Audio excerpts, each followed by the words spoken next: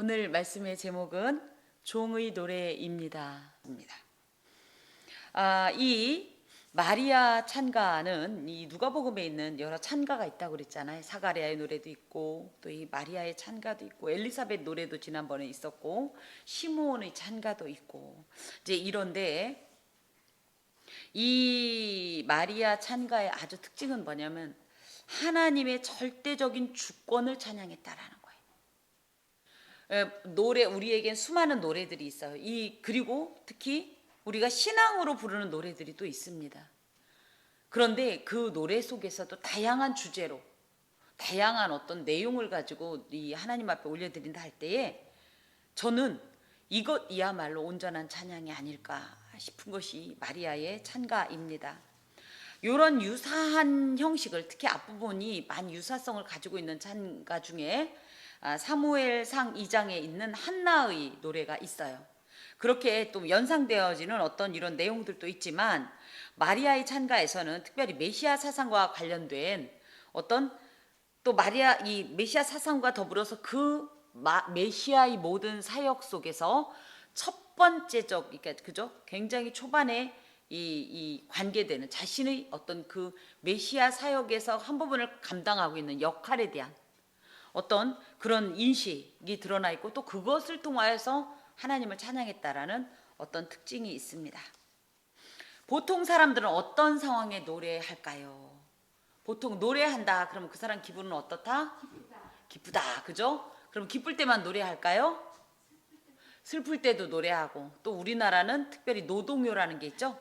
노래하다 힘들면 뭐 하면서 옹해야 어쩌시고 뭐 이런 것도 하고 그래서 많은 사람들이 이렇게 어떤 노래를 하는데 이 노래의 특징은 뭐냐면 자신의 어떤 것들을 조금 응축해서 메시지를 전하지 않나요?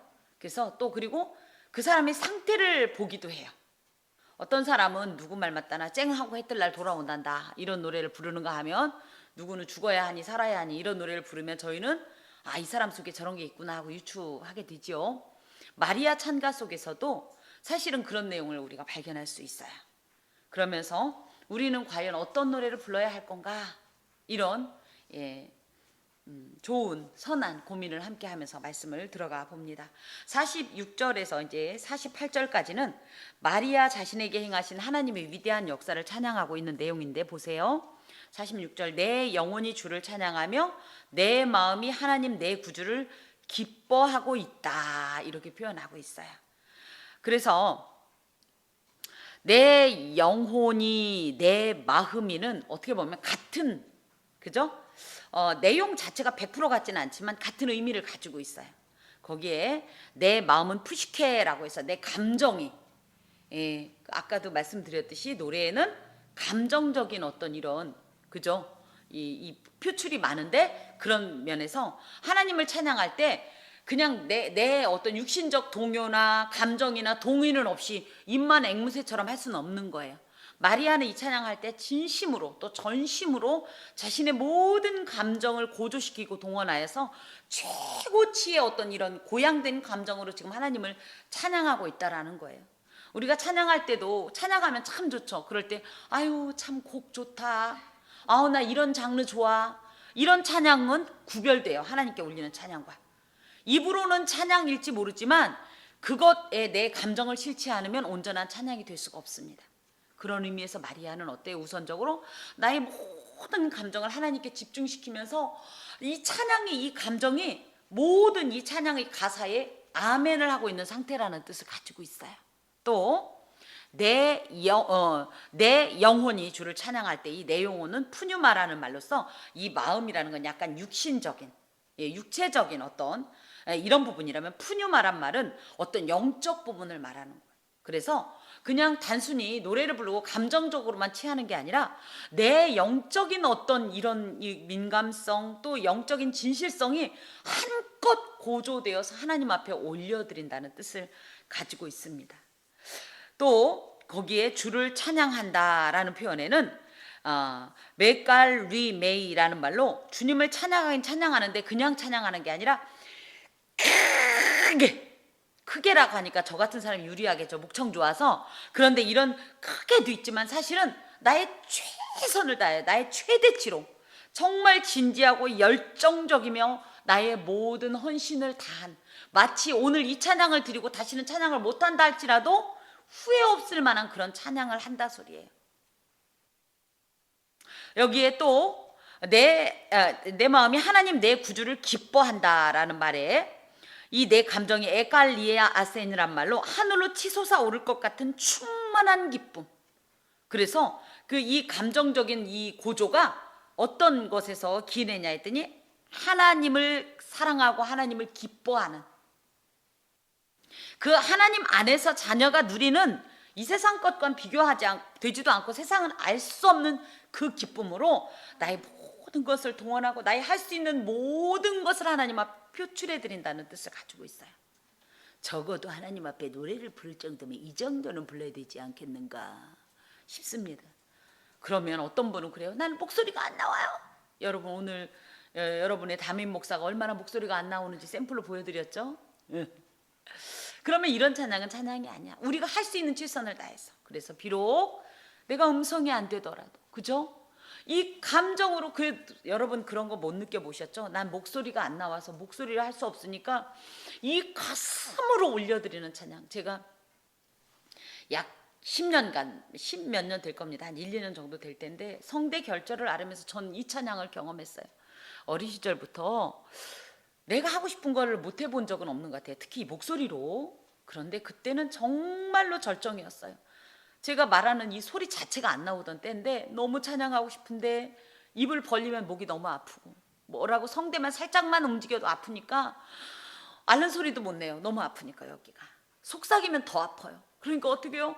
속으로 앓는 소리 하면서 성대는 최대한 멈추게 하고 눈물만 흘리면서 정말 눈물로 찬양을 드리는 거예요. 이 눈물이 내가 슬퍼서도 드리지만 이 눈물로 하나님 앞에 그 하나님께서 주신 그 병에 담듯이 이 나의 온 영혼과 나의 모든 열정과 이 영적인 모든 것을 아주 응축시켜서 하나님 앞에 찬양한 적이 있습니다. 우리가 찬양을 할 땐 그렇게 드려야 된다는 얘기. 근데 지금 이 목소리가 조금씩 풀리기 시작하니까 조금씩 또 그 마음이 집을 나가고 있어요. 그래서 이런 말씀을 통해 참 도전을 받습니다. 이 마리아가 왜 이렇게 찬양하냐 그랬더니 49절에서 5절에 보니까 하나님의 능력과 거룩하심과 그 자비하심 때문이다. 이 내용이 뭐냐 했더니 하나님의 능력은 뭐냐, 또 그 자비하심 뭐냐, 첫 번째 그의 여종의 비천함을 돌보셨음이니라. 그래서 이 하나님 앞에 서면 우리는 평소에 우리 잘난 맛에 사는 거예요. 인간은 적절히 내 잘난 맛에 사는 거예요. 그래서 나 혼자 있으면 거울 보면 이만하면 이쁘잖아요. 그죠? 또 보면 이만하면 몸매가 되잖아요. 이만하면 똑똑하잖아요. 다 이 맛에 사는 건데 놀랍게도 하나님을 딱 대면하면요 그 마음이 싹 사라지는 거예요. 그래서 대부분의 하나님을 진짜 만난 인격들은요 다 나는 당신 앞에 벌어집니다 이런 표현이 나오는 거예요. 그 하나님의 이 위대하심과 하나님의 이 영광 앞에 딱 마리아는 자신을 솔직하게 고백합니다. 나는 당신의 여종입니다. 그렇기에 비천합니다. 이런 표현이에요. 이것은 주님의 능력과 역사를 만난 자의 당연한 반응으로서 이 하나님께서는 저 높은 보좌 위에서 모든 것을 빈틈없이 또 하나도 놓치지 않고 세심하게 관찰하시고 보살펴 주시는 하나님이라는 이런 인식이 있는 거예요. 숨길 것도 없고. 그럼 거꾸로 생각한 거예요. 우리가 얼마나 비천한 존재인지도 하나님은 아신다는 거예요. 그런데 놀랍게도 그런 하나님께서 이 비천함을 정죄하려고 책망하려고 보는 것이 아니라 늘 긍휼히 여기시는 마음으로 보고 계시죠. 우리의 약함 때문에 너무 실망하지 마세요. 물론 실망스럽죠. 야 이것도 못 이기냐? 하지만 이것이 우리의 본질입니다. 그래서 하나님이 더욱 필요한 거예요. 근데 우리 하나님께서 그런 우리를 야 그것도 못하냐 이 멍청아, 이 전응아야, 이런 거 안 하시고 뭐라 하시냐면 불쌍히 여기신다고요. 그러니까 그것을 만난 존재는 당연히 하나님 앞에서 그 은혜가 귀하고 감사해서 모든 것을 불태우고 이 찬양할 수밖에 없는 겁니다. 자, 무엇보다도 보라, 그러므로 이제 기뻐하면서 찬양을 하게 되는데 어떤 일이냐 했더니 보라 이제 후로는 만세의 나를 복이 있다 일컬으리라. 그래서 아포투닌, 이런 이 아포투닌이라는 이제 후로는 이런 뜻으로 지금까지 나는 누구였다? 비천하고 보잘것없는 저 촌동네에 이름 없는 한 처녀에 불과했다. 그런데 이 예수 그리스도를 잉태한 그 순간부터 나는 어떻게 신분이 변했다? 만세에 나를 복이 있다 일컬이라 지극히 복받은 자로 지금 내가 변화되었다. 이것은 예수 그리스도를 잉태한 이 어떤 전환점으로부터 나의 신분이 완전히 전환됐다라는 것을 상징해요. 그럼 이런 노래를 마리아만 부를까요? 예수님이 우리에게 잉태된 것이 아니라 그분은 성령으로 우리를 찾아오셔서 내주하시죠. 그러니까 우리도 기꺼이 비천한 나를 돌보시는 하나님을 찬송할 수 있다는 거예요. 그리고 기꺼이 모든 것을 들여서 기뻐할 수 있다는 거예요. 그러면서 능하신 이가 큰 일을 내게 행하셨으니 그 이름이 거룩하시며, 그래서 능하신 이다, 이것은 전능자다라는 뜻을 갖고 있어요. 특별히 호디나토스라는 말인데요, 이것은 누구도 거역할 수 없는 하나님의 절대적인 힘을 말해요. 그러니까 마리아 스스로는 알아요. 뭐를? 이 예수 그리스도, 이 메시아 잉태는 절대 능하신 이의 큰일이 아니면 불가능한 일이라는 걸 아는 거죠. 그래서 그 일을 내가 행하신 것만 해도 또 너무 감사한 거예요. 나같이 이런 비천한 여종이 어떻게 이 능하신 일을 감히 담을 수가 있고, 감히 부족하고 더러운 나의 태중을 통하여서 이 능하신 일을, 그쵸? 양육하고, 그죠? 또 이 출산의 영광을 누리고, 더하여서 생각해봐요. 예수님을 유일하게 누구야 누구야 하면서 사랑스럽게 불렀을, 젖을 먹였을 그 모든 마리아의, 그죠? 이 어떻게 보면 영화로운 수단, 도구로서의 어떤 이런 기쁨, 만족감, 이런 것들을 지금 이곳에 고백하고 있습니다. 특별히 마리아는 이것이 그야말로 예수 그리스도께서 이 땅에 역사하실 때 하나님의 독특한 능력으로만 가능했다라는 것을 이곳에 이렇게 고백하고 있어요. 그러면서 그분은 누구냐? 그 이름이 거룩하시며 긍휼하심이 두려워하는 자에게 대대로 이르게 하시는 분이다라는 거예요. 그래서 거룩하시다 할 때는 하나님의 초월성입니다. 하나님의 초월성이다라고 할 때 하나님은 모든 피조물을 신이 창조하신, 그렇기 때문에 피조 세계와는 전혀 질적으로 다른 이 세계 위에 계신 초월자다라는 뜻이고요.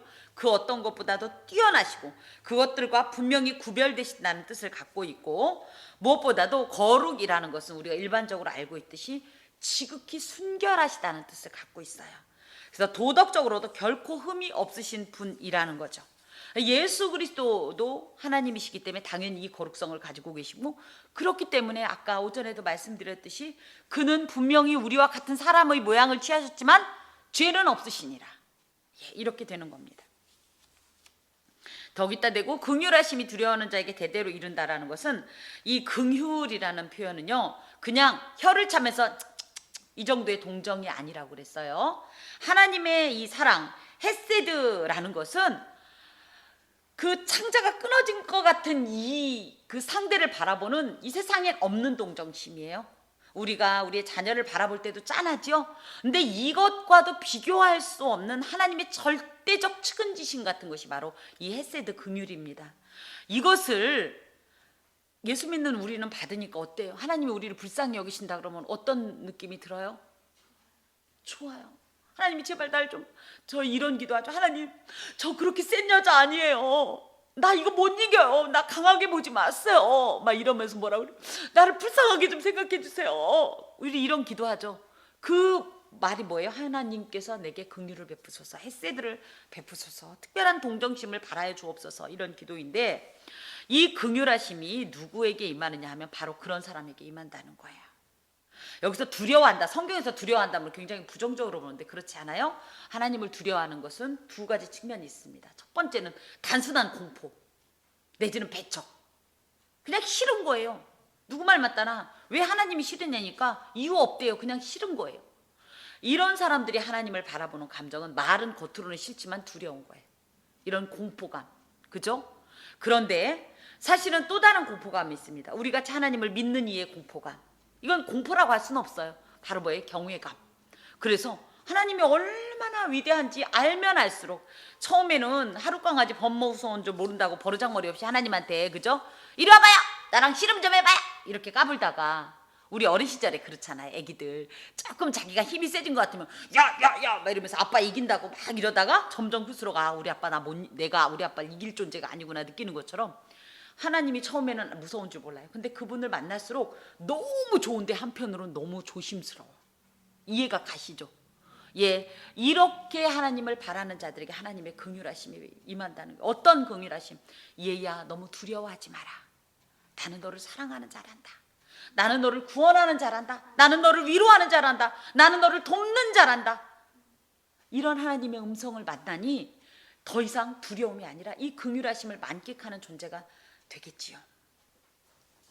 자, 그런 하나님을 지금 마리아가 찬양한다라는 거예요.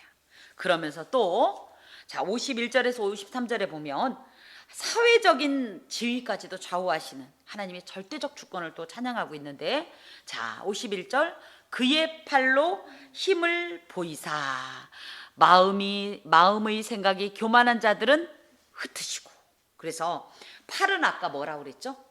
힘 그리고 하나님의 어떤 행동적인 어떤 그 의지를 볼 수 있다고 했어요. 이런 행동을 하겠다는 의지를 그 팔로 무언가를 하시면 아 저 일하시려고 하는구나를 알 수 있다라고 했어요. 그 하나님의 크고 무한하신 힘과 능력으로 하나님께서는 뭘 하시냐고 했더니 마음과 생각이 교만한 자들을 흩으신대요. 즉 하나님을 대적하는 자들을 흩어지게 하는 심판을 행하신다라는 거예요. 이 말씀과 비슷한 말씀이 이제 이 한나의 찬가에 있는데 사무엘상 2장 10절에 보면 여호와를 대적하는 자는 산산이 깨어질 것이라. 그런 것처럼 하나님의 팔은 공의와 심판의 팔이시기도 하다라는 거예요. 누구에게? 마음의 생각이 교만한 자들. 교만하다는 건 우리끼리 잘났다고 하는 게 아니에요. 교만의 줄기를 따라가 보면 결국 누구의 마음? 마귀의 마음. 마귀는 어떤 마음? 하나님하고 감히 지가 그죠? 한판 붙겠다고 이 하루 강아지도 못 되는 주제가 이게 바로 교만입니다. 그런 자들은 하나님이 아주 산산조각을 내버리신다는 거예요. 아주 다시는 재생되지 않을 정도로 아주 철저하게 파멸시킨다라는 거예요. 그런데 또 하나님은 그리고 또 하나님은 어때요? 권세 있는 자들을 그 위에서 내리치셨으며 또 비천한 자를 높이셨으며 그래서 권세 있는 자는 통치자를 말하는데 통치자 우리 다 높게 생각하죠. 왕 리더들 뭐 리더라고 표현해서 그렇지 굳이 얘기하면 대통령 그쵸? 최고의 어떤 수장들 이런 사람들이 굉장히 높은 사람들인데도 불구하고 그들은요 중요한 게 있어요. 하나님 위에 있지 않습니다. 하나님 아래에 있습니다. 그러므로 우리가 이 종교와 이 정치라는 이런 측면에서 볼 때 종교가 정치 아래에 있지 않습니다. 종교는 정치 위에 있습니다. 그러면서 정치의 치우침을 때로는 바르게 훈계하고 바른 길로 제시하고 설령 그것이 목숨을 잃게 되는 위기 앞에 서더라도 위협 앞에 서더라도 당당하게 너네들 자꾸 이렇게 하나님 앞에 대적하면 어떡한다 뒤진다 이런 얘기를 할 수 있는 용기가 있어야 돼요. 그런데 요즘 뭐 저희 교단도 그렇고 아유 좋게 가야지 뭘 이렇게 말을 세게 해갖고 싸움 할 일 있냐 그러다 보니까 그 말은 그 말이요. 결국은 자꾸 하나님 앞에서 하나님 건드리면 니네들 뒤진다 이 말을 하고 싶은데 너무 배운 게 많다 보니까 대부분이 박사급들이시잖아요. 그러니까 우리도 못 알아듣겠고 그분은 알아듣겠죠 설마. 그러면서 빙글빙글 돌려서 얘기를 해요. 근데 요는 뭐예요? 자꾸 건드리지 마라이. 우리가 모시는 그 어르신은 니네들이 함부로 할 그런 분이 아니셔 이런 거예요. 그래서 하나님 아래 모든 이 권세 있는 자 통치자들도 아래 있고 그렇기 때문에 하나님이 만약에 너 마음에 안 들어 너 지금 하는 거 내 마음에 들지 않아 하면 하나님은 얼마든지 그들을 그 나름대로 보좌라고 생각했던 그곳에서 처참하게 밟으실 수 있는 분이라는 거예요. 지지난주인가 이 연희동에서 사시던 오래되신 분 돌아가셨죠? 모르시는구나. 있어요. 그런 분 계셔요. 그런 분들을 보세요. 그분이 본인이 이 땅에서 그저 나름대로 통치자로 있을 때 어떤 행동을 했죠?